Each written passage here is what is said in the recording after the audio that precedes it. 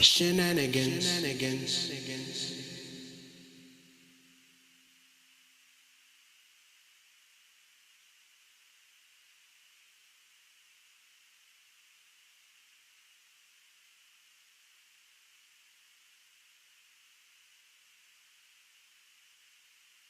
Truth, lies, shenanigans, truth, lies, shenanigans, truth, lies, shenanigans, truth, lies, shenanigans, truth, lies, shenanigans, truth, lies, shenanigans, truth, lies, shenanigans, truth, lies, shenanigans, truth, lies, shenanigans.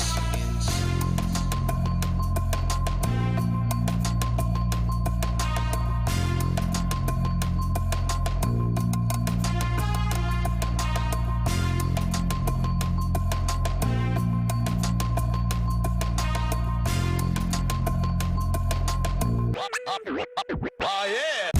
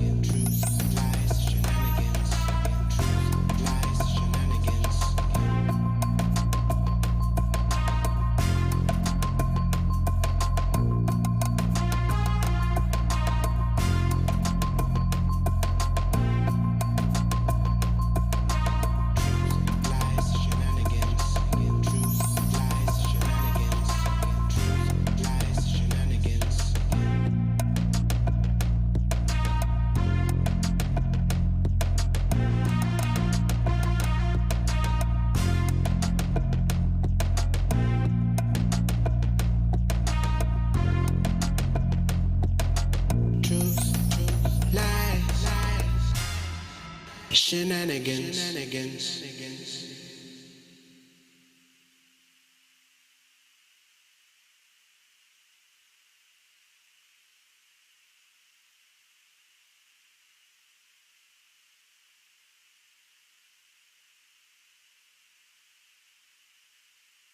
Truth, lies, shenanigans, truth, lies, shenanigans, truth, lies, shenanigans, truth, lies, shenanigans, truth, lies, shenanigans, truth, lies, shenanigans, truth, lies, shenanigans, truth, lies, shenanigans, truth, lies, shenanigans.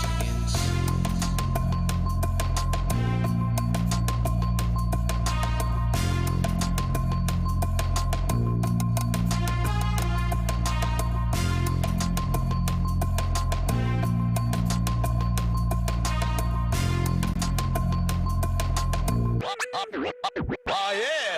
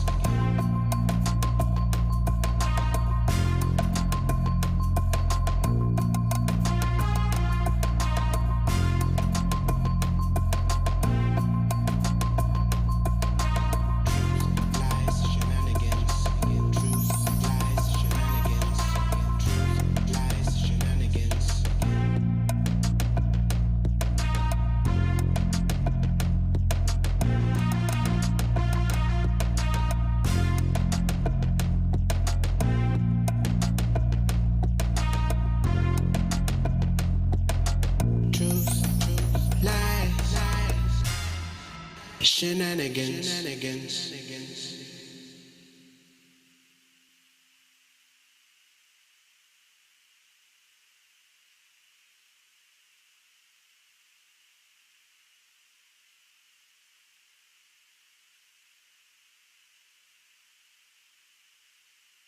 Truth, lies, shenanigans, truth, lies, shenanigans, truth, lies, shenanigans, truth, lies, shenanigans. Truth, lies, shenanigans. Truth, lies, shenanigans. Truth, lies, shenanigans. Truth, lies, shenanigans. Truth, lies, shenanigans.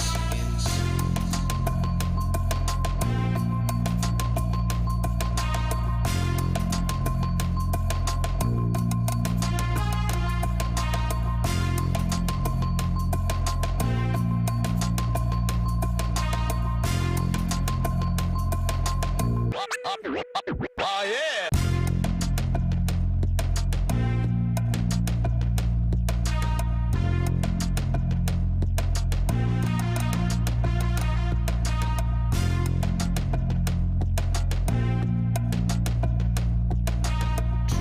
Lies, shenanigans. Truth, lies, shenanigans. Truth, lies, shenanigans. Lies, shenanigans. Truth,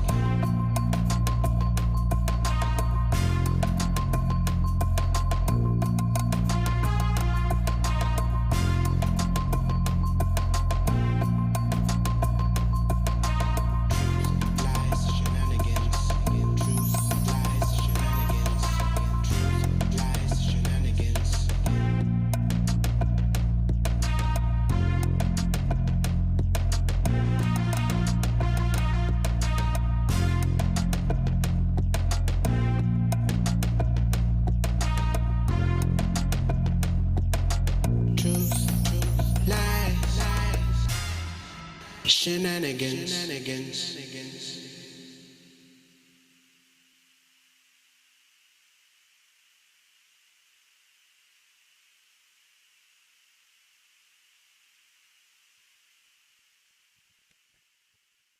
Welcome everyone. Welcome back to Truth, Lies, and Shenanigans. My name is Nio. I'd like to welcome everyone and wish you a happy 4th of July. Tonight we have Liz-E. Hello, everyone. Happy July. Hope everyone is safe and sound and wearing their mask out here in these Rona streets. That's right. And for the first time as a co-host, we have Rob B. Welcome, Rob B. Oh, thanks. Thank you for having me. Yeah. Some of you might remember Rob B. He joined us a bit back for a viewer question about gun control and police shootings, and he's been a regular viewer since the very first show. So we're so happy to have you, Rob. Thank you for coming. Thank you so much for having me. It's a pleasure to be part of the conversation. Awesome. All right, so today's show, we're talking about Frederick Douglass and the 4th of July, U.S. travelers banned from Europe, and will D.C. be the 51st state? And we'll close out with some Shenanigans Trivia. Remember, our show is live everywhere: YouTube, Facebook, Twitter, at TLS Live Show. Now, that's because we want to talk to you, not talk with you, not just to you. So make sure you're sharing, retweet, share some more, all right? And make sure you join in that conversation, and then you'll see your comments right above my head, all right? So now what is Truth, Lies, and Shenanigans all about? It's about us sharing our truth with you, calling out the lies and pointing out those shenanigans going on. And we always have fun with some shenanigans of our own. But one rule, and one rule only: no cussing. All right? If either you guys, and only you guys, are caught cussing, there's a $10 penalty. And if you guys are caught 3 times cussing in the same show, we are going to be writing you a love letter to Mr. 45. He wrote me beautiful letters, and they're great letters. So, let's check out our scoreboard. Where are we now? So, yeah, I've got $30. I added one last last show on Sunday. Who was it who caught me? Was you who caught me? Z? Yeah, Lizzie? I'm always on the lookout. I'm always on the lookout. All right, Lizzie. Oh, but you're still in the lead. So, Rob, you're at 0. We got you on the scoreboard. You're 0. There's hope for me yet. We'll see. We'll see if it's hope. All right. So, by the way, this is our cussing pot, and it'll go to a charity of our deciding later on a charity that it'll go to. So, It'll go to the Liz-E Chanel Fund. The Liz-E Chanel Fund. no All right, Robbie. So why don't you tell us a little bit about yourself? Introduce yourself to the audience. Well, yeah, my name is Rob B. I am from Sudbury, Ontario, which is about 400 kilometers north of Toronto. So that's your giveaway that I'm Canadian. South Park. Yeah, it's and I really am a lifelong learner, very inquisitive. I have a few degrees to my name, but it's all about life's long. Learn much. Yes, I have a liberal science degree with continuations in math and physics and a Bachelor of Education. Wow. All right. Sounds good. But that's not enough information. We are going to put you on the hot seat. All right. You ready? Initiation for every new guest host here on Truth, Lies, and Shenanigans. You'll be asked a set of rapid-fire questions, and you have to answer as quickly as possible. All right? Just with the first thing that comes to your mind. Are you ready? Let's do this. All right. All right. You ready? Let's start. Guns N' Roses or Red Hot Chili Peppers? Chili Peppers. Chili Peppers. All right. I like you already. Calculus or creative writing? I'm sorry, please repeat. Calculus or creative writing? Oh, calculus. Okay. Why are you shaking your head, Liz-E? The Avengers or The Godfather?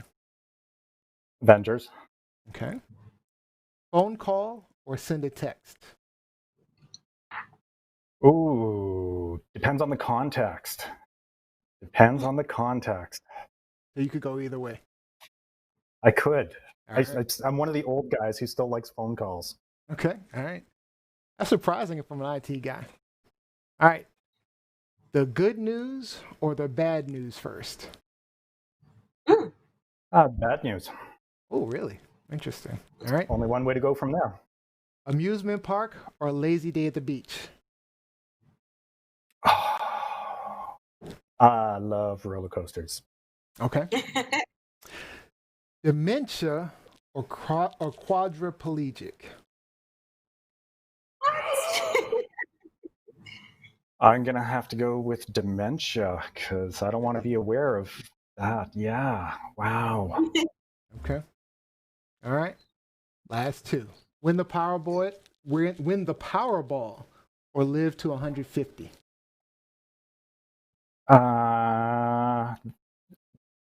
Powerball. Powerball. Oh. Longevity isn't necessarily quality. Okay. Exactly. Twitter or Instagram? Neither. All right. Made it through the hot seat. Good job, Rob. All right. Hopefully you guys have a better idea of who Rob is. All right, but we got to ask our host a question. Dumb asks. All right, here's a question. You ready? Yeah, bring it on. If you were arrested with no explanation, follow me? No explanation. What would your friends and family assume you had done? All right. I'm going to give you a second to mull on that, and I'm going to start with Liz-E. I think the majority of people who know me would assume that I popped a mofo in the mouth, that I beat somebody up. Okay. I could see that. All right, Robbie. Wow. Yeah, I'm really not one to dally there. So I'm going to say maybe something akin to civil unrest if I'm showing up at a picket line and helping people strike or protest. Okay. I'm going to go with too many parking tickets or too many tickets or something. That's what I'm going with.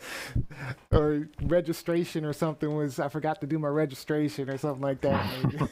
They threw me in jail or something. That's what I'm going with. So, all right, let's do some shout outs real quick. You got any shout outs, guys? Liz-E? Yeah, shout out to Keith. He's not with us tonight, but he had a birthday yesterday. So happy belated birthday. Also, shout out to our friend Sam and our girl Z. So for all of our hosts who are not with us today. Hello, what's up? How y'all doing? Yep. And then Rob B. Shout outs. Shout out to my daughter. Happy birthday on Canada Day. I guess shout out to Canada Day.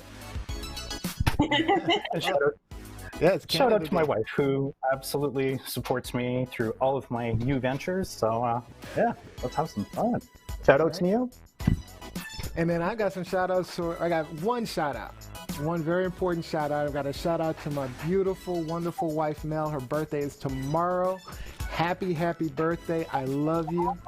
Thank you for all your support. And we'll have a good time tomorrow, I hope. All right. That's all I shout out. Now, before we move on, I just want to point out something. Rob, you are a musician, is that right? I am a musician. Let's hear some of your work real quick.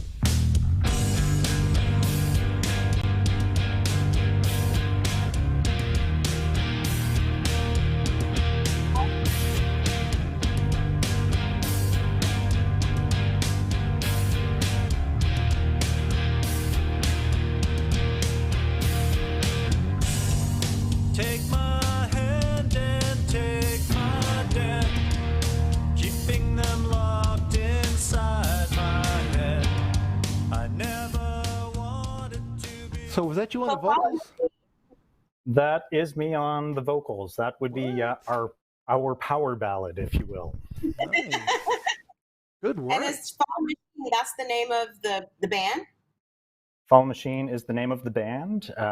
We've definitely had some challenges during the COVID to can't get together and record, but we are releasing another single at the end of July. Awesome. All right. Good for you. To that. Everybody, Fallen Machine. Yep. Check it out on YouTube. Thank you for catching me completely unawares. Thank you. Absolutely, buddy. All right, so let's get into the show. How our show works. Each host comes with hot topics they want to discuss, mostly based on discussions with you online and what you want to talk about. I'll pick one of the hosts to start us off. They'll tell us what's going on and ask a question.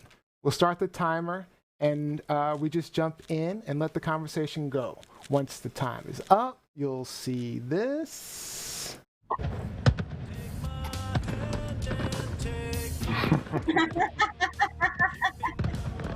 Nice.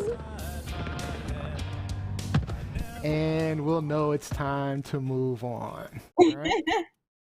That's awesome. So we are going to start with, don't forget to comment, guys. We are paying attention to your comments. We actually have a few already. Oh, by the way, Latoya says happy birthday. My sister Rupka says, yes, I remember we got pulled over for registration one time. Thanks for calling me out, Rupka. I appreciate that. All right, so let's start off with Liz-E. So where are we going first? Let's talk about DC statehood. DC, taxation without representation. So for those of you who do not know, and believe it or not, a lot of Americans do not know this, but Washington, D.C. is not a state. I can't tell you the number of times that I've even called or been on the phone with someone ordering something and having to give my address. And the customer service rep is just like, okay, well, DC, so that's a state, right? Like, what's the abbreviation for that state? And I'm like, okay, clearly you did not take a DC government class or a civics class or anything like that, but that's fine. But so last Friday on June 26th, Congress voted, the House voted to pass DC statehood legislation, meaning that DC, if all goes well in the near future, that Washington, DC would become the 51st state in these United States. So before I give a little bit of history to the common people here, what do you guys feel about DC statehood? Or I'll take it to Rob first. Like, in Canada, what do most people think about Washington, DC?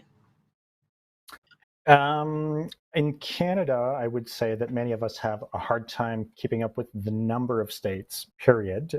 But if you know the name of the actual state, it is the District of Columbia. It's not a state by name. So I can't, I think most people would assume that the seat of power is actually a state.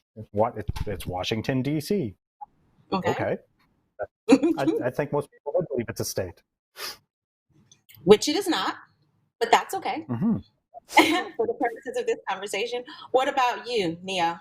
So, DC statehood?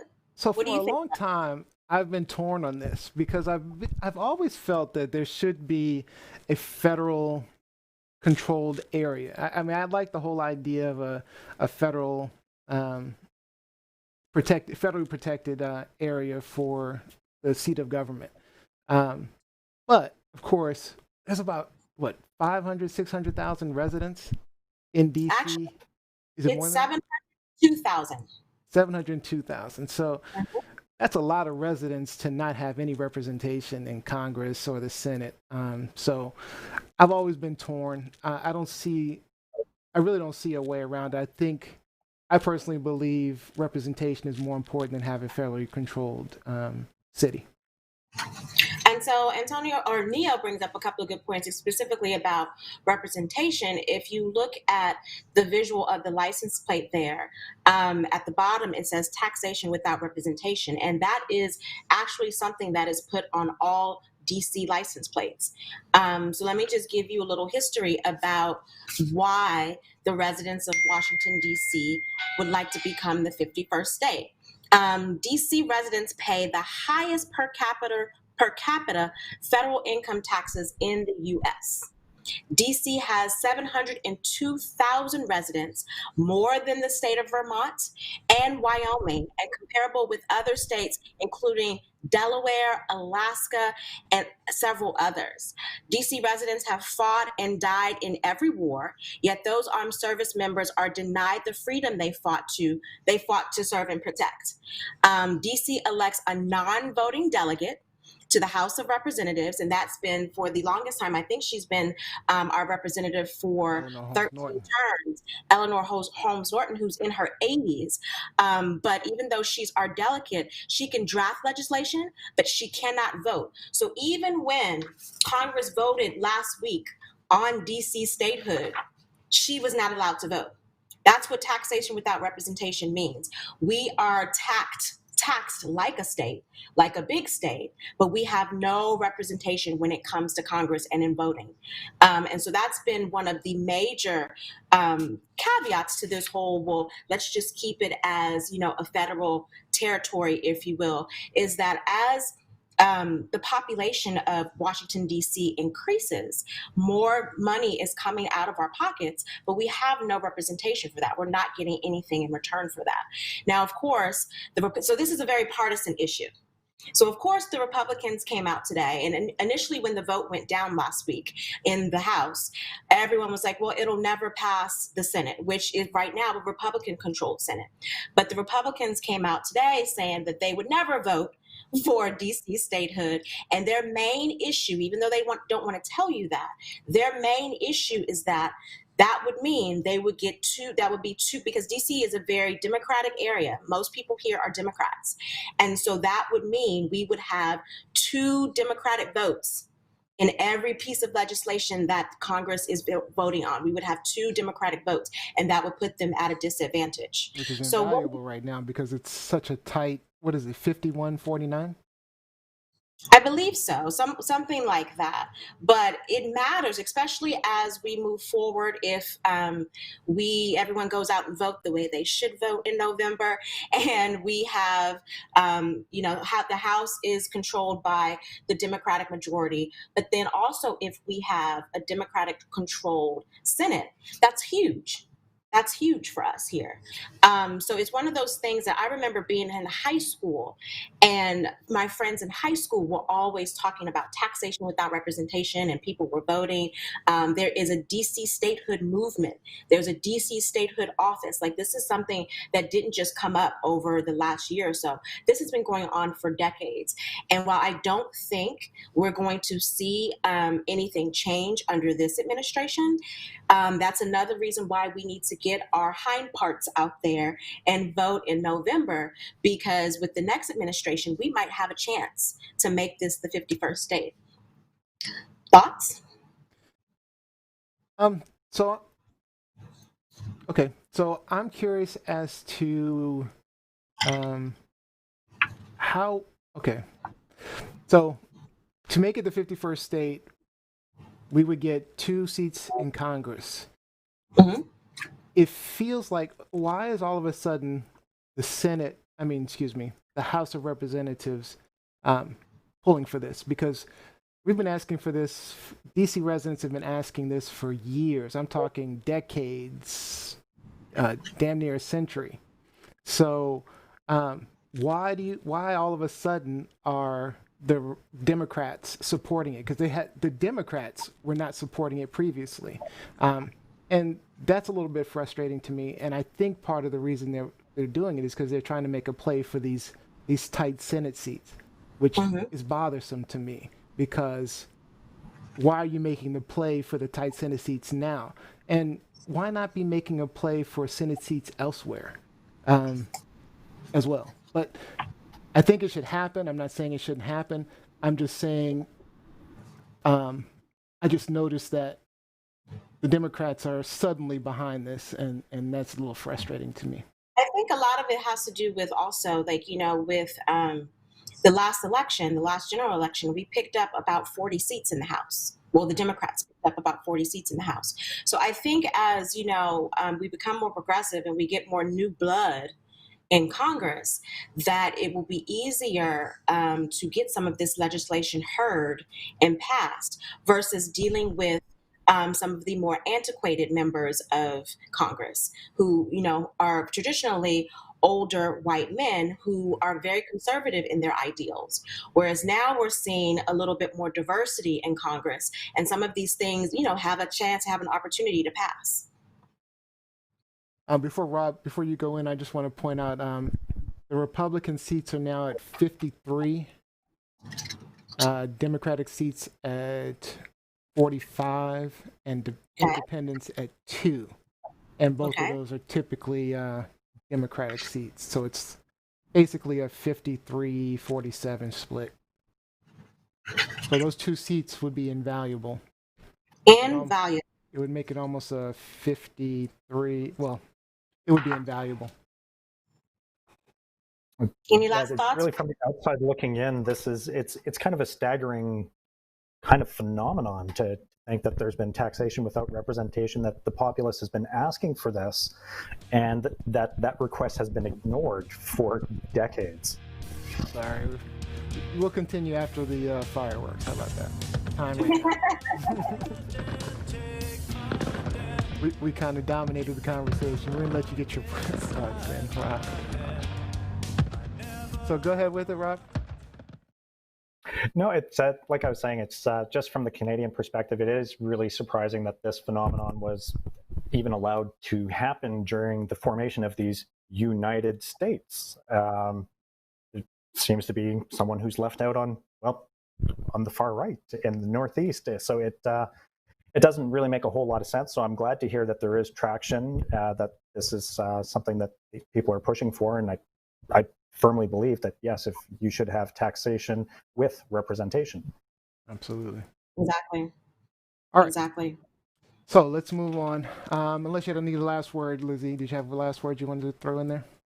No, I'm good. I think this should encourage everyone moving forward to vote, not just in a general election, but also in your local elections as well. Yeah. Because a lot of these issues come up and we tend to shoot ourselves in the foot when we don't go out and vote and make our voices heard. And if we've learned anything, the Senate is very, very important. We need to take back the Senate. The House is great, and we do need the House. Democrats do need the House, but the Senate, get it all. Yeah, but the Senate really is very important. And as we've seen with a president like Trump, with a Senate supporting him, it's hard to get anything done or to keep someone like Trump under control.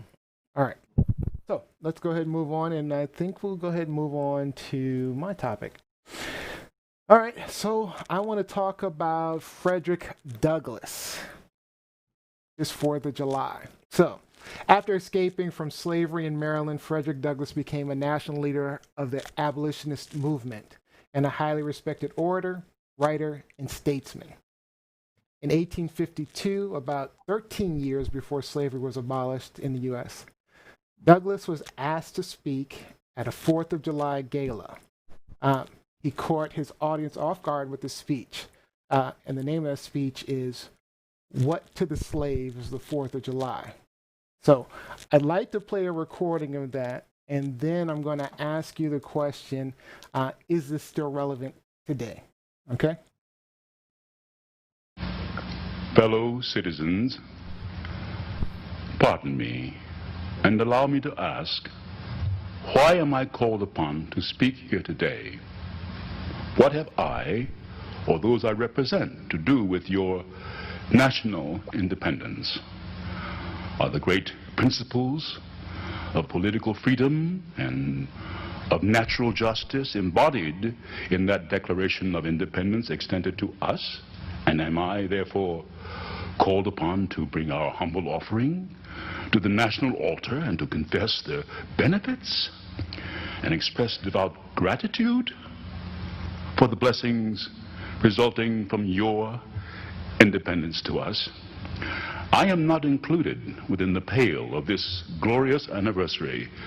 Your high independence only reveals the immeasurable distance between us. The blessings in which you this day rejoice are not enjoyed in common.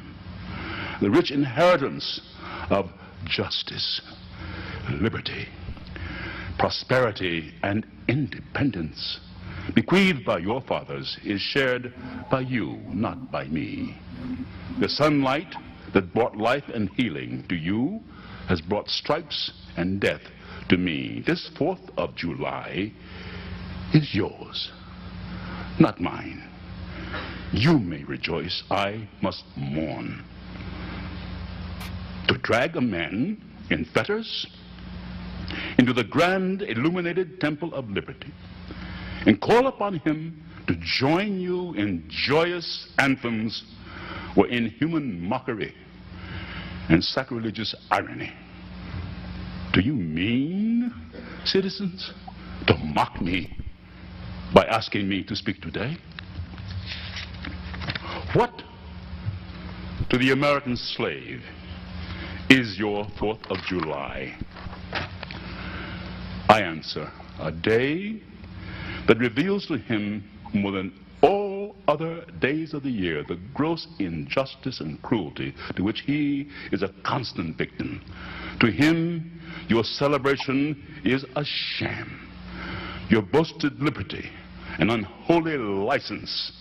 Your national greatness, swelling vanity. Your sounds of rejoicing are empty and heartless. Your denunciation of tyrants, brass-fronted impudence. Your shouts of liberty and equality, hollow mockery. Your prayers and hymns, your sermons and thanksgivings, with all your religious parade and solemnity, are to him mere bombast, fraud, deception, impiety, and hypocrisy. A thin veil to cover up crimes that would disgrace a nation of savages.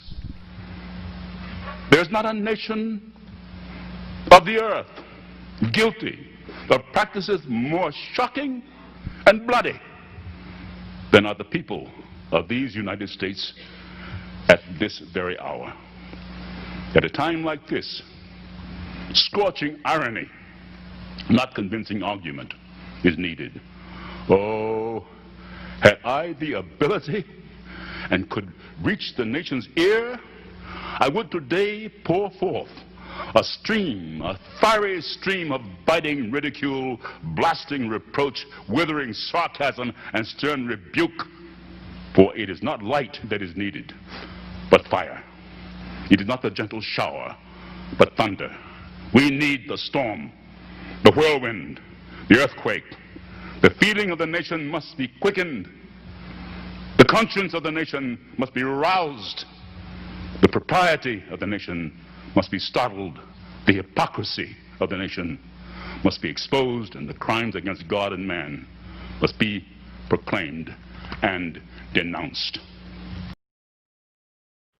So, I mean, in just listening to that, I mean, you imagine the way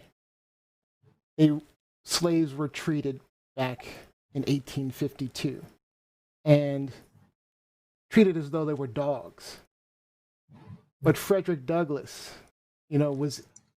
wrote these amazing speeches, an eloquent speaker. It's rousing today to listen to him, to hear what he wrote. But Black people have always been considered less than. They weren't able to even read a book as slaves. So, anyway, moving on from my thoughts. Liz-E, do you think this is relevant today? I definitely think it's relevant today. And in fact, as I've mentioned on numerous occasions, I'm a professor at Howard University. And so as a part of my curriculum, I include Frederick Douglass's to say is the 4th of July on my syllabus. So I'm teaching this essay to 17, 18, 19-year-olds. I think it's a relevant question, but I think in the context of the 21st century, I honestly believe that most people, well, I won't say most people, but a lot of people in this country, myself included, treat the 4th of July almost like we treat Christmas. Mm-hmm. In that the original intent, Christmas is originally supposed to be a Christian holiday. It's supposed to be very religious. Well, I'm atheist, but I still celebrate Christmas. To me, it's a time of giving. So I think we have changed the meaning for Christmas, and I think 4th of July has become something akin to that, in that we're not necessarily celebrating independence, United States independence. We're celebrating the fact that we have a day off, that we can spend time with our family, that we can have a barbecue, and that we can see some fireworks. Now, obviously, there are a lot of patriots in this country who still, believe that it's a day that should be honored and that we should all celebrate. However, I think the original intent has lessened over the years. And I think it's not just in the United States, but I think that's how a lot of residents or citizens in other countries treat their Day of Independence as well. It's not necessarily, an ode to, okay, this is the day that we became free. This is the day that, we freed ourselves from British rule. It's a day of relaxation and comfort. And just one last point that I neglected to mention, but I think is very relevant since we're talking about Frederick Douglass's speech here. So if DC were to become the 51st state, it would be called the State of Washington Douglas Commonwealth. And that's because Frederick Douglass was born into slavery in Maryland on the Eastern Shore, but in his adult life, he lived here in Washington, D.C. He lived in Anacostia. So if we do become the 51st state, we will be honoring Frederick Douglass with the renaming of this region. Any thoughts, Rob? It's an incredibly rousing speech, and I would imagine was it 1852 or 56 that he delivered that? Yep. I mean, these poor people must have just fallen over beside themselves. This eloquent, the passion, the lucidity, and as I was listening to it, I think that the words would reverberate very true for many American citizens to this day. And as I was listening to it, I definitely was thinking about Canada Day, and we don't really celebrate our independence from British rule either. It's a day off to get together with friends, family, and in my case, my daughter's birthday, which I always have off, which is awesome. But then I had to think about it from a Canadian perspective also, because I know that in 2017, Canada celebrated its 150 years. We have a strong Indigenous culture in Canada, and a few of my friends, coworkers, peers, I heard things like, well, 150 years of colonial rule. So it's just, I was taken aback by it because, like, no, hey, it's Canada Day, be proud. And I would have to say that Canadians are learning a lot over the last 15 years about a lot of the atrocities that were done to the Indigenous peoples of our country. And everything that's happening in the US right now is helping a lot of us reframe how we're looking at things in Canada. So that speech was wonderful, and I think it rings true across several nations. Yeah. I mean, it's actually frustrating to me that it still does ring true. And when I listen to it, I'm like, wow, this is like the same thing 156, 70 years later. Is that right? Did I get the, 170 some years later? Do that math. Yeah, Rob's the mathematician. I'm not a mathematician. But I mean, it still rings true. When I'm listening to it, I'm like, wow, this is still happening. I mean, it's not nearly as bad. I can never compare myself to, or my situation to, slavery. I mean, they're not equivalent, but they're still the dogma, the stigma that we're still dealing with today. I do want to read off some of the, I love that song, by the way. All right, I do want to read off some of the comments that we have online on this. So Latoya says, the election is very critical. Rupka says, wow, disgrace, a nation of savages. Wow. Toya says, yep, heard not one lie. Yvonne Perry says, the Lion of Anacostia, referring to Frederick Douglass. This was funny. So Latoya says, all of the pearls were clutched that day. I can imagine it. Right. No, I was just going to say, I'm just looking at the comments, and Vaughn Perry also said that they do a reenactment of the speech every year. And when I was listening to that, I appreciated that you used the version where James Earl Jones is speaking, because he is one of our country's greatest orators, in addition to actors, but greatest orators. And I don't think anyone really could capture the essence of what Frederick Douglass was trying to convey in that essay better than James Earl Jones. I really appreciated that. Yep. All right. So, Rob B., we're moving on to you for your first, well, this is actually your second official topic, your second official question. Your first as a guest host. Your first topic as a host. All right. So, Rob, yeah, absolutely. I guess during all these COVID crazy times, as we're starting to see businesses reopening, borders reopening, I'm very curious to, I guess, more of a reaction piece from the American psyche on now the travel restrictions that are being imposed by the rest of the world. Things have definitely gotten a little bit out of hand in the US with the coronavirus, and now the rest of the world is responding with stay home while we reopen and start getting back to normal. So I have to wonder, as a country and as individuals, how do you feel? What's the conversation like about this kind of stuff? They won't let us in because we got Cooties. Liz-E, what you got? So, Rob, when this topic, or when they first announced, I believe it was maybe last week, that a lot of the EU countries were going to impose this ban on Americans about us visiting. Initially, my first reaction was to laugh, because it's like, ha, ha, ha, shame on you. Now you know what it feels like, America. Mm-hmm. But then I got sad because I travel a lot. You know, I used to live in a European country. I used to live in Finland. And it has been, throughout my time since I've, lived there, I frequently go back every summer. And if not to Finland, I like to travel all throughout Europe. So to think that I wouldn't be able to do that, that I would be banned as an American because, like Nio said, our country has a bunch of cooties going on. It made me sad. It really did. And I mean, even from the perspective of, because I don't think it was really any plans of mine, given what's going on with the pandemic right now, to travel outside of the country this year. But we don't know how long this ban is going to be imposed.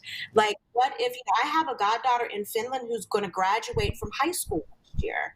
Like, it would break my heart. Well, it already broke my heart that my goddaughter in New York graduated on my birthday last week and I couldn't be there. But to not be able to go see friends and family for an extended amount of time because we didn't do the right thing in terms of keeping ourselves healthy and listening to the warnings, listening to the CDC and the WHO, it's very sad. And it kind of, as an American, even though, I think some people are getting into this conversation where they don't even want to call themselves Americans. I'm still an American. And as an American, it made me sad. And it's like, okay, well, even when the ban is lifted, how are Americans going to be treated in European countries, in other foreign countries? Are we going to be asked to, wear masks all the time? Are we going to have certain restrictions applied to us simply because we come from the United States? It's a total reverse. Are people going to, start lashing out against us the way Americans have against the Asian community? So these are a lot of things to think about. So it definitely made me very sad. Initially, I laughed. Yeah, initially I laughed, but then I was like, hold up, that affects me. Like, that really talking affects about us, right? Yeah. I actually had some thoughts on this, but I'm reading the comments online and they're all my thoughts, so I'm gonna just read those. I do want to say, Mike Winter mentioned, wish that speech were not so relevant still today about the last topic. Jacqueline Robinson says, downright embarrassing. There was a time when we used to lead. And then Von Perry responded, we do lead in stupidity. And then Rupka said, so we are banned and our president has warrants for his arrest. Bravo, Donald J. Trump.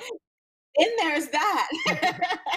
Then I there's was going to mention that, but she beat me to it. So.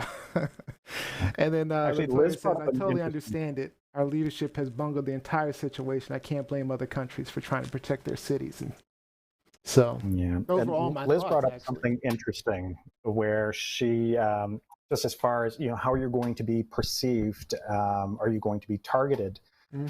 One of the unfortunate consequences in Canada, we do have a segment of our population who are snowbirds who travel to the U.S. and come back. A lot of these people have vehicles that are registered to the United States. And these people have found their vehicles to be targeted. They find themselves to be verbally accosted in situations, just being told that they are not welcome here. And people are going, well, wait, no, I live here. The vehicle is just registered in New York or Florida. Right. So fear does crazy stuff to people, and that's what it is. It's absolute fear. Yeah.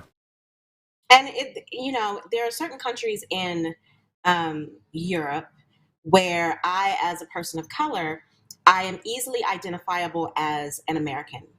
There are certain countries where you have London or, Germany, Spain, where there is a heavy persons of color presence.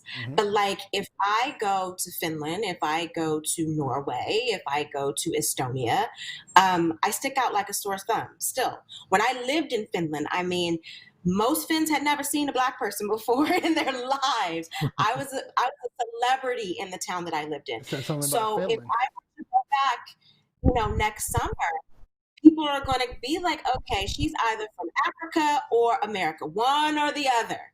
And we're not really feeling either of those right now. So it's kind of disheartening. And I don't think it was something that I ever really thought about until I stopped laughing about the ban and was like, hold up, like this could affect how you live your life, how you travel moving forward. And it's through no fault of my own. It for most of this, well, for some of the citizens here, who have been doing the right things, who have been properly social distancing and wearing masks and, listening to the directives from, Fossey and the CDC. It's just, it's insane. It's insane. And so I think it's going to change the way we travel, the way we interact with people as we travel. And you're going to start to see Americans feeling some of the heat, some of the judgment, some of the prejudice that we have inflicted on other people. Mike Winter says they have been laughing at us for electing W twice and angry for putting Alf in office. Now they're going to be, they're likely just going to be pissed off. Michelle Earl says, I was in Europe 2 years ago this week. Memories. Toya says, I was in London this time last year for the Spice Girls reunion concert. I want to go back now. So, all right. I just want to get your other graphic in there real quick, Rob, that we missed. Canada border to remain closed to non-essential travel, so we can't even visit you. No, because the ban has been extended for another couple of weeks. We can't even come and say hi, Rob. I'm sorry. And see, Rob, I haven't done a lot of travel to Canada. I think the only time I've really been in Canada was to go to Niagara Falls. I used to go with my aunt and my mom quite frequently when I was younger. So what about, and Niagara Falls is very close to, upstate New York. So what about that? Like, how is that? Has that border been shut down? Like, are people allowed to do that? Or is it just, no, we can't go? No, it's non-essential travel ban. If you are not freighting goods or services or performing an essential service, to the best of my knowledge, that border is closed. Wow. Are you able to come here? No, I don't believe I can. Okay, just curious. Or he probably, if he can come here, he probably can't get back into Canada. Mm-hmm. So that's not happening. Oh well. When it's safe. I can say come down to DC, we hang out, You All right, might have to Lizzie, stay here for a while, but we're looking good. We got some time for yours as well. Let's go. What's your next one? For me? Yep. So let's talk about, and I think it's appropriate because our time clock here for today has been fireworks and rock band. But here in DC, I know it's been an issue in New York City. It's been an issue in other places like Chicago.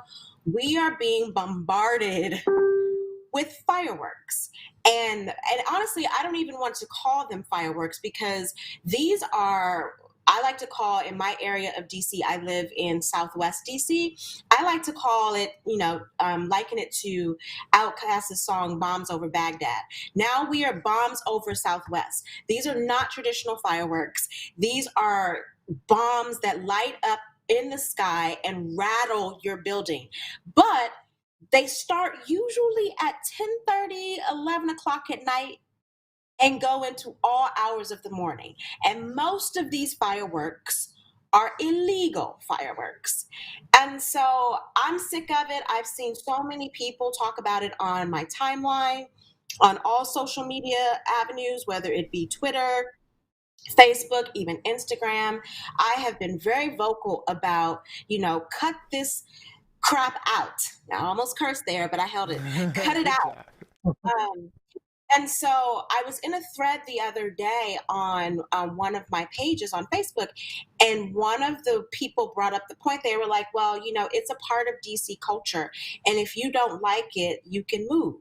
Wait, so and so me, full stop. Full stop. I am a DC native, born and raised. Don't tell me to move anywhere. I just moved back.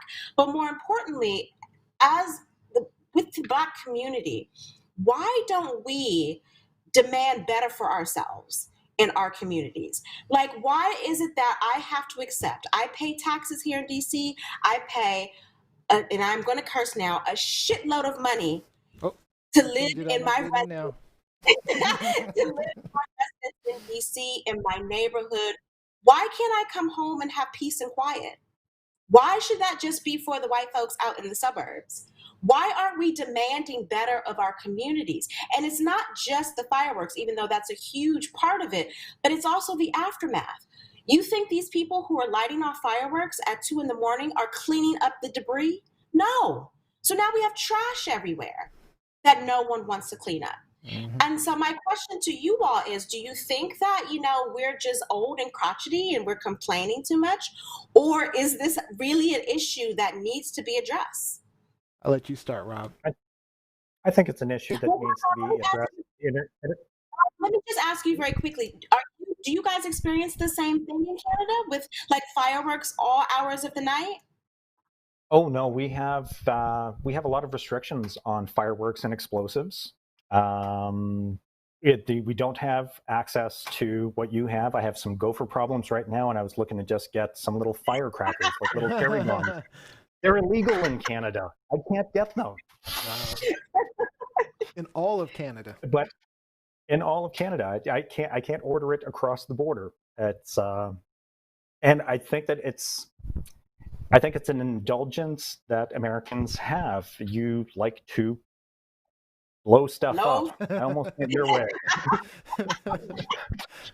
But I know that I've been to a 4th of July celebration in Indiana, and it blew my mind. I have never seen that kind of fanfare. It blew my mind. Even going to Niagara Falls and seeing it as a tourist, yeah, that's the tourist attraction. But when you're in the thick of it, wow, I've never seen this. And then to hear stories that, people like to celebrate by popping off a couple of rounds in the air while the firecrackers are going off.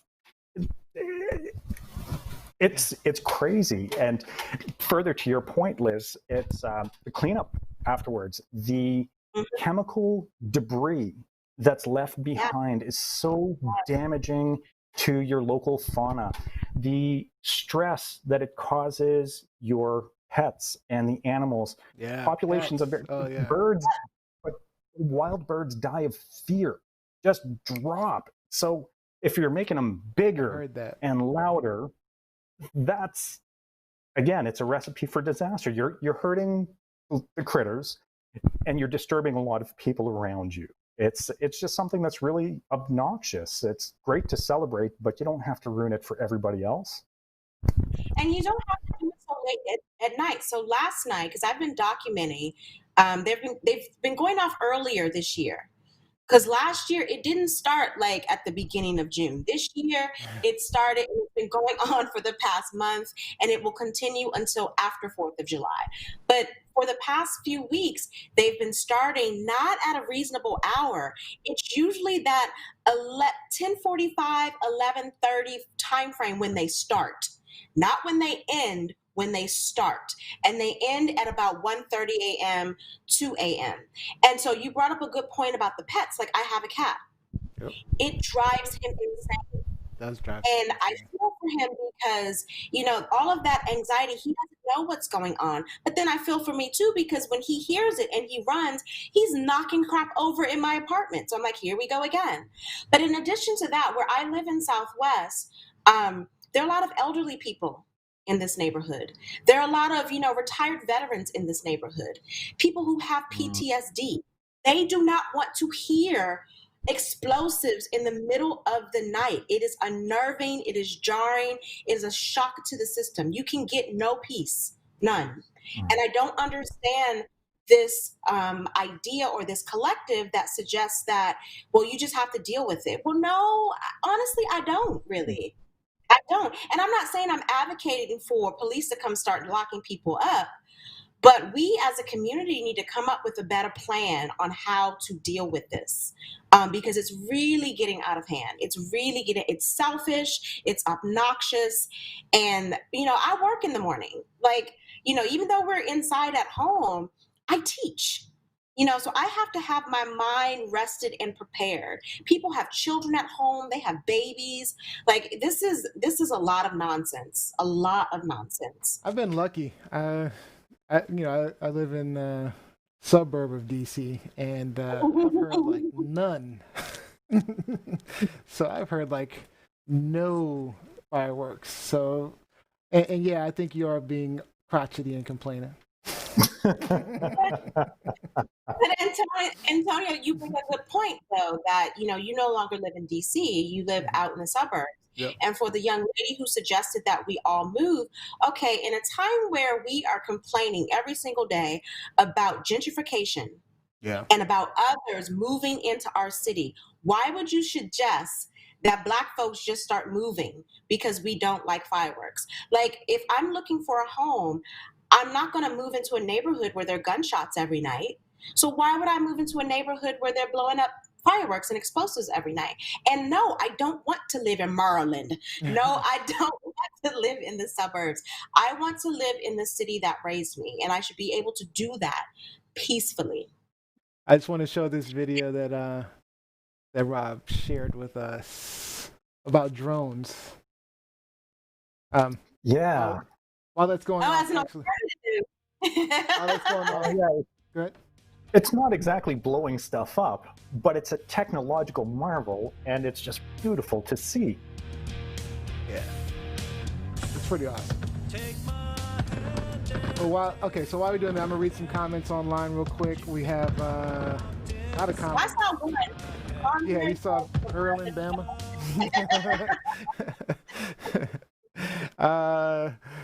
Let's see. Manfred said, "Oh yes, Manfred said, pay up, Liz." Ernest Cooper said, "Liz-E be like, stay off my lawn." Old and crotchety. But No, as but we Rob, just about the drones and how pretty that looked, you also have to take into consideration a lot of these fireworks in the city. You don't see them light up in the sky. You just hear the boom. That's true. You can't even see him. There's nothing that you just hear the boom, and I don't know if they're setting them off incorrectly or what, but I have an amazing view from my apartment, and I would say out of one out of every 6, maybe 7, boom, I see something. Everything else is just a cacophony of nonsense. So yeah, it's insane. It's insane. Michelle said, "I But I want to live like in the city that raised me too, Liz. What bank should I rob?" Expensive, man. DC is ridiculous. All right, so we good. We have time for one more. All right. And that one is mine. So this should be a fun one. Yeah, it should be a little fun. So We have different ideas. that's true, actually. All right. So, given all the racial tensions and going on recently, there have been a slew of companies making changes. We've got Uncle Ben's, Aunt Jemima, all making changes, and saying that these longtime figures or things are racist, and they're making changes. So, Hulu made a decision recently to pull Golden Girls, the Mud Mask episode, claiming it's blackface. Right? So, for those that you don't know, Golden Girls is a sitcom from the late 80s. Now, they claim that this particular episode was racially insensitive. So, to quickly explain this clip I'm about to show, a couple of characters, a black family is visiting, and a couple of characters walk out wearing mud masks. So let's just see the clip real quick. Have you met Dorothy? No, actually, they haven't.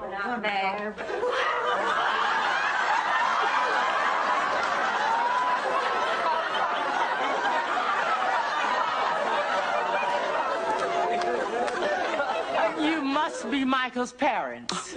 Mama, put your glasses on. Oh, my Lord. This is mud on our faces. We're not really black. So my question to you guys is pretty straightforward. Are we going too far now? Is this just going a bit too far? I mean, are you offended by this in any way, Liz-E? No, I remember that episode because too. I was a Golden Girls fan. Blanche was my favorite character.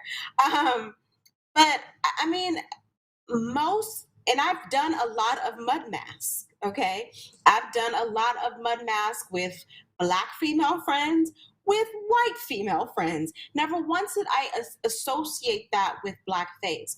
Blackface, people need to understand what the intent is behind blackface. It's a racist mocking gesture. Okay, it's making fun of Black people, not trying to exfoliate your skin. Like, those are two totally different things. And so, yes, I think we are going overboard. There was nothing wrong with that clip at all, at all. And you have to note that in the clip, they immediately knew, like, uh-oh, they immediately knew that this could be seen as something that was derogative, when in actuality, it wasn't. It was a hilarious episode. Yep. All right, Rob.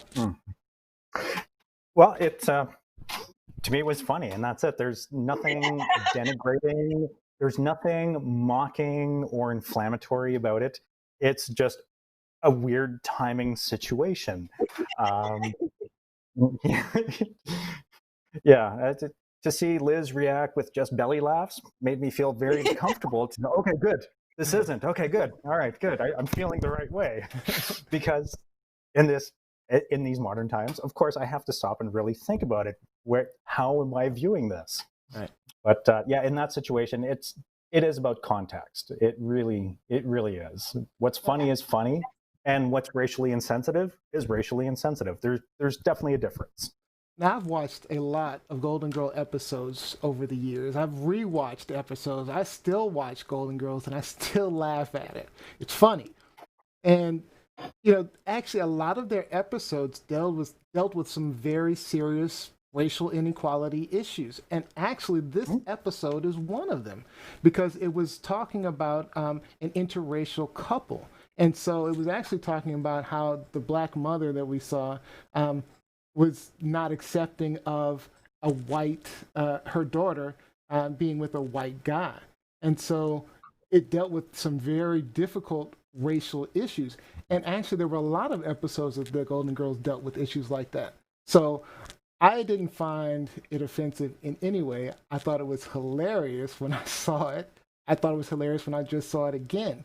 So, I don't know. I think we're going a little bit overboard at this point. If the right angry Karen writes to the right person, then we get this stuff that happens. Yeah. I'm gonna just quickly go. Okay. The mask I was just going to say that the mask that I traditionally use is a charcoal mask, not a mud mask, but usually it's a charcoal mask. And, charcoal is Black. And so here I am, in the spa, whatever, or even in my apartment with my white girlfriends with Black charcoal on our face. And I would just hate for someone to look at that. If we took a picture of a spa day in my house, and for someone to look at that and get the wrong impression and think, oh my God, they're in blackface. Like, okay, just full stop. Just stop. Everyone take a deep breath. That's not what this is. I have some dead skin that I need to get off my face. That's what we're doing here.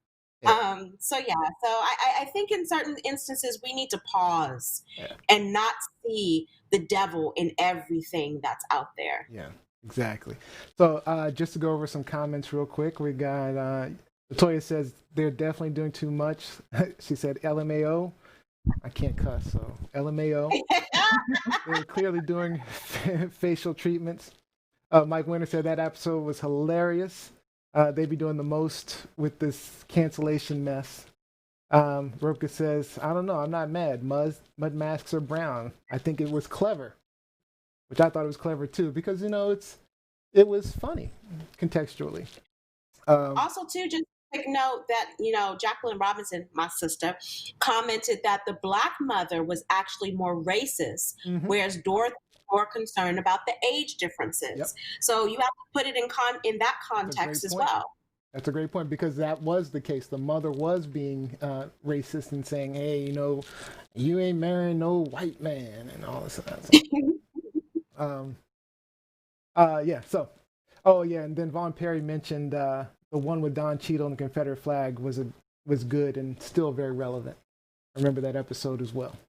So, all right. Oh, looks like time is up anyway. So, Here we go. almost. Yes. And Latoya says that's a classic show. Which I agree with. Oh my God. I think we should do a show about our favorite shows. We should. I would do that. That should be a topic. Somebody should grab that topic. And do it. Should do that like next show next week. All right, so we're all done. That's almost the end of the show. Don't leave us yet. We do have a game. We always like to end our shows with a fun game, and today's show is going to be Shenanigans Trivia. And since we have our resident Canadian in the house, we're going to do some Canadian trivia. So, Rob V is going to lead us off with some Canadian trivia. So now, knowing what I know about you and Liz, I've tried to tailor some of the questions to your strengths. Which you're like, none. I don't know anything about Canada. I'm sorry. Who is the only Canadian to ever receive an NBA MVP award? Oh, Canadian. NBA MVP. Yeah. I should. Oh, Steve Nash twice. Ding, ding, ding, ding. Oh, ding, ding, ding. All right, so Liz gets a point. I don't have the scoreboard up today. Yeah. We'll just keep track. He got, if I'm not mistaken, he got back-to-back MVP awards. Oh, I didn't go that far. I'm not a basketball fan. Yeah, Lizzie, you better have known this one. Yeah, that's what I was like. Oh, fine. So, follow-up question on Steve Nash. Did he ever play for the Canadian Olympic team? I'm going to go with yes. I mean, I'm going to say no. The fact that you're asking, I'm going to say no. So Liz absolutely gets it. So yeah, Steve Nash had a very celebrated career, very successful career in the NBA. Yeah, he never played for the Olympic team for us. Michelle Earl said Drake.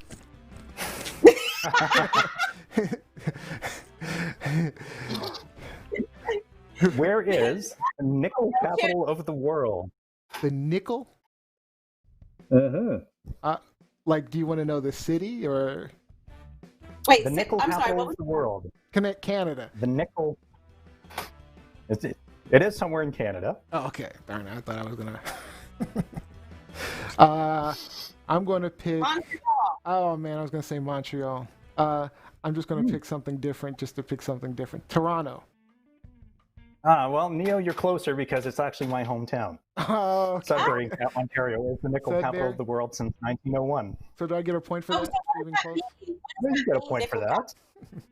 What does that mean, Rob? Nickel capital of the world. We our primary industry is nickel mining. So we extract metals and mineral extracts from the ground, and nickel is the big one that we pull out of here. Oh wait. Learn something new every day. Okay, all I got an right. online question for you, Lizzie. Hold on before we go on, Rob. Since the topic is Canadians, please ask Newman. Who's the better Canadian singer, Daryl Hall or Johnny Gill? So first of all, I know that is coming from Jeff Pearlman, my ace. And so I'm going to say, Jeff, I thought Chuck D answered that question for you, but of course it's Johnny Gill. Like what's Oh really? Over Daryl and Hall? I'm actually surprised. I thought you liked Daryl Hall.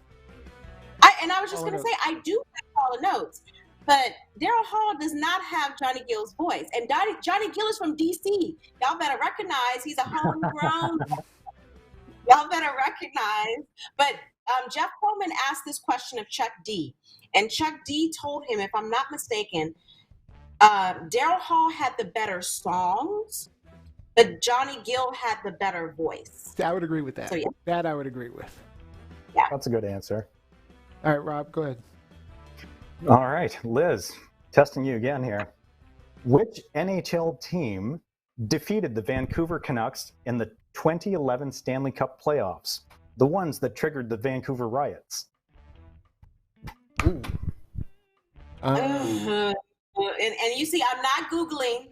I'm totally going off memory here. Was it the I'm going with horrible Bruins. team. Can I say Bruins? Look, did you guys hear I was that? right. A bomb. I was distracted. A bomb went off behind me. I was distracted. Oh, sure you were. Yeah, I got one. Actually, Rob, Come on, Neo got a sports question. We got to be proud of him. I just guess. I just pulled that out my yeah. the Penguins so much, and that fool Crosby. Said the kid. Said the kid. I think we got time for one more. What you got? All right. A true or false? 244 annual car accidents in Canada are caused by moose. 244? It's got to be more than that. It's got to be way more than that. I'm going with false. That sounds like a question about Finland. Got to be way more. It's like true. It is true. 244? And it does sound like a question for Finland. If you love Finland, you would love my hometown. It's very much the same. So, have you had moose soup? Have you eaten moose before? Oh, of course, yes. Is it So good? I no longer eat meat. However, when I lived in Finland many moons ago, we had moose, we had reindeer, it ran the gamut. Yes. Is it game? Moose, deer, bear, rabbit. I've had a variety. There's a strong hunting culture here, and I've definitely had a variety of meats. You ate bear? You ate Smokey? It's yeah. There is a sanctioned black bear hunt. I know it's awful, but I've had two black bears in my. I've already had two black bears in my backyard this year. They're big. I knew people were bear hunts, but I didn't know. I thought that was for safety precautions. I didn't know people were eating them. Okay, so I have a question for you, Rob, related to Canada, very quickly. Who is my favorite Canadian athlete? Your favorite? Favorite I know Canadian this is. athlete. I know the answer. Oh, I'll let you my. try. Well, we kind of glossed over Sid the Kid, but I don't think that's going to be the answer. Oh, I don't think he's. Let's. What am I thinking about? You know what? Let's go with the tennis player, Milos Raonic. Look at your face. First of all, he looks like Lurch. So I don't know the answer. No, and I think I know what Neo was going to say. So I was going to say Neo Vince Carter. Neo was going to say Vince Carter. And then I realized he's not Canadian. Not Canadian. So you'll probably laugh at this, Rob, but my favorite Canadian athlete is Eric Lindros. No way, number 88, concussion kid. 88. Concussion kid. I used to love him. Oh my gosh. Is that his real Yes. nickname? What? Concussion Unfortunately, kid? his career was ended because of concussions. He posted amazing numbers. Really was a phenomenal player, but he was a little cocky, a little arrogant. Was very physical, and someone repaid his kindness a little bit too brutally. He was a lot. He's being nice. He was a lot cocky. He was a lot arrogant, but he was fine. He was beautiful. A beautiful. Had he gone to Quebec, he would have won his Stanley Cup within 2 years, baby. There you go. Or There actually- you go. There's the Quebec, Colorado, Stanley Cup. I was going to say the Quebec Nordiques, which became the Colorado Avalanche. And, I went to undergrad in Colorado, so I was there when they won their Stanley Cups. But I've had that argument with people a lot about, Eric, look what happened. Eric Lindros, that's the curse of Eric Lindros. I'm like, yeah, well, John Elway refused to go to Baltimore, so the Colts. So what can you do? What can you do? All right. Eric Lindros. That's a great answer. Not a common one. All right. So we're going to do some last minute shout outs. Before we do some shout outs, our host had no idea where this flag came from. Still don't know, right? Okay. So if anyone Not Google it. If anyone online can figure it out, post it on the online where this flag comes from. All right. All right. So let's do some shout outs, some last minute shout outs. Liz-E.